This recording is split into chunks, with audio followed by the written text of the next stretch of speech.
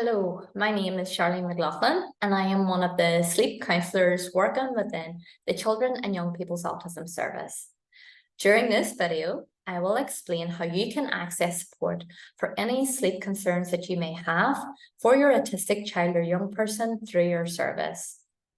I will also discuss some general tips that you can use today to get you started as outlined within the Sleep Well leaflet. So the Children and Young People's Autism Service has developed a sleep clinic based on the guidelines from Sleep Action, or previously known as Sleep Scotland. And we're excited to say that the clinic is available to all of the families that we serve within our service. The first step in receiving support is by listening to this short video outlining some simple changes you can make to your evening routine that will promote a good night's sleep. Then we would love it if you booked onto your parent care only session called Can't Sleep, Won't Sleep.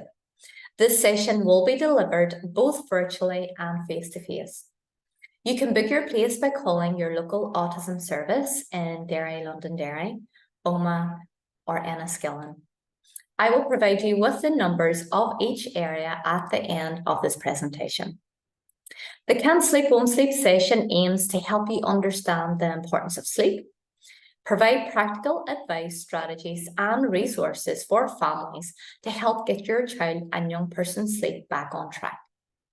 We will look at the relationship between sleep and the body, promote healthier sleep habits, and establish those bedtime routines. After completing the sleep support session, we want you to have a go at putting some of those strategies into place with your child and young person at home. 4 weeks following our Can't Sleep, Won't Sleep session, we will check in with you and ask you to complete a short questionnaire that we will send via email. For example, we will ask questions like, what strategies have you tried, what worked, what didn't work, etc., as it will let us know how you have been getting on. If at this point you feel that sleep concerns are still persisting, let us know within the questionnaire and we will be happy to support you further by taking you through an individualised one-to-one sleep programme. So what I would like to do now is talk through the Sleep Well leaflet and give you some practical tips that you can take away and introduce at home today. The amount of sleep that we get has a direct link to your overall health and well-being. For example, you may notice whenever you don't get enough sleep, you may feel restless, irritable, have poor concentration and focus, and you may also notice that you have less patience, to name a few. So if you direct your eyes to the bottom right of the slide, the Sleep Well leaflet highlights the approximate amount of sleep that we should be getting across the lifespan. For example, toddlers aged 1 to 2 years may require anything from 11 to 14 hours per night, and a preschool-aged child may need anywhere between 10 and 13 hours per night. We see this number reduce slightly to 9 to 11 hours for our school-aged children, and this number will stay the same for teenagers who also can require anything between 9 and 11 hours. Then, as we get older, we see a slight reduction for our young adults who may require anything between 7 and 9 hours of sleep, and this remains the same as adults up to the age of 64. Please bear in mind that this is a guideline and not an absolute fact for everyone. So if you find that your child and young person is consistently needing a little less or needing a little more than the times given, it could be that this is just what their body requires at this time. You will notice that we do not have any guidance for babies. And this is because babies will be on their own schedule and will not have formed any specific routine at this point. So some general sleep well tips for the family include: try your best to avoid naps, especially in the afternoon, as this will impact our ability to fall asleep at nighttime. Ensure all the family are getting enough natural light and try to incorporate some exercise into your day. Now, the timing of this exercise is important, so try not to exercise too close to bedtime as your body will be too alert to sleep. Caffeine will directly impact our ability to fall asleep as well, so have a think about when you're consuming it. And caffeine can be found in energy drinks, fizzy drinks, and chocolate. And this includes drinking chocolate also. Avoid foods high in sugar and heavy meals too close to bedtime, as it also impacts our ability to fall asleep and stay asleep. Allow 1 hour before bed to wind down and relax. And during this time, dim lights, turn off all screens, including the TV, phones, and any technology. To support any feelings of stress or anxiety that may show up at bedtime, use any deep breathing or muscle relaxation techniques. You could try writing down your thoughts and feelings too. Keep your bedroom gadget-free.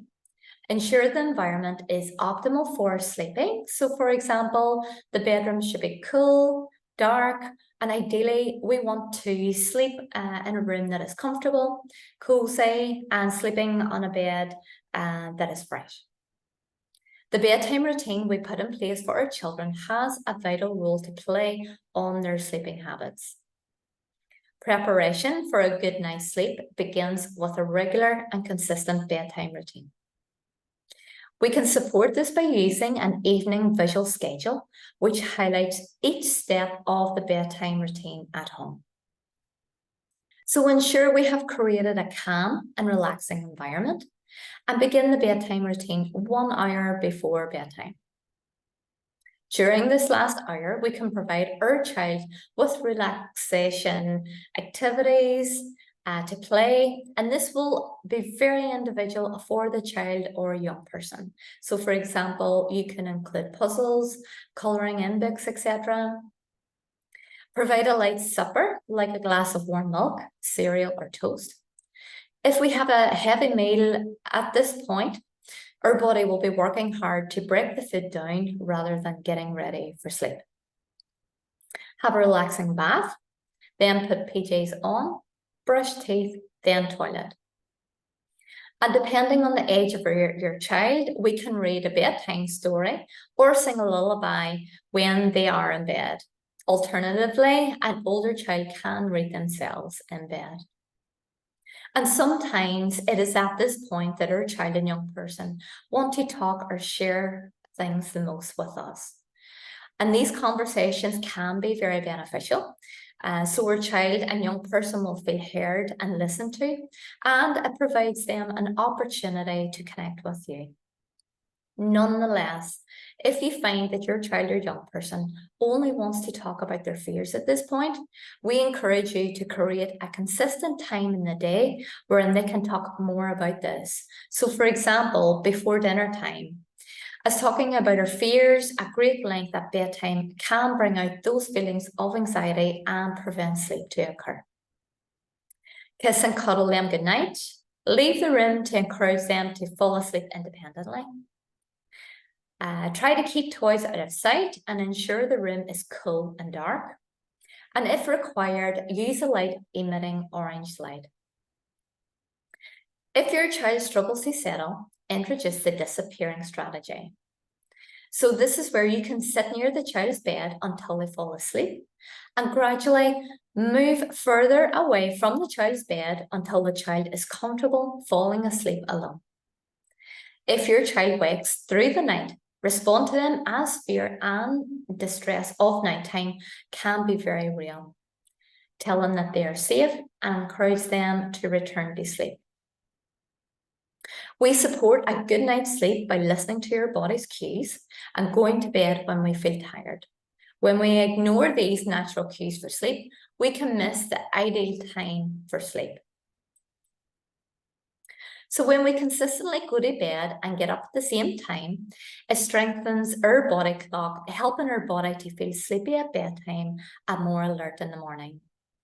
And if you cannot sleep after 20 minutes or wake up and cannot get back to sleep, Get up and do something that relaxes you in a dim light, then return to sleep when you feel tired. So go ahead and have a go at implementing the tips discussed in this leaflet. They do work, but may need some time, so stick with it.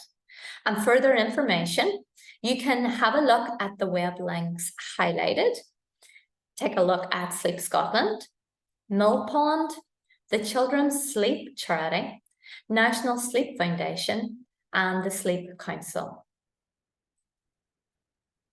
So what next? Have a go at implementing the tips discussed throughout the short video. For further support, we would love for you to book yourself onto your parent and care only support session, Can't Sleep, Won't Sleep. During the session, we will delve deeper into understanding the importance of sleep, provide more practical advice, strategies, and resources for families. To book on, please contact your local autism service by calling Lilac Villa in Derry, Londonderry, Rimmondale in Omagh, or the Children's Centre in Enniskillen. And we look forward to hearing from you soon.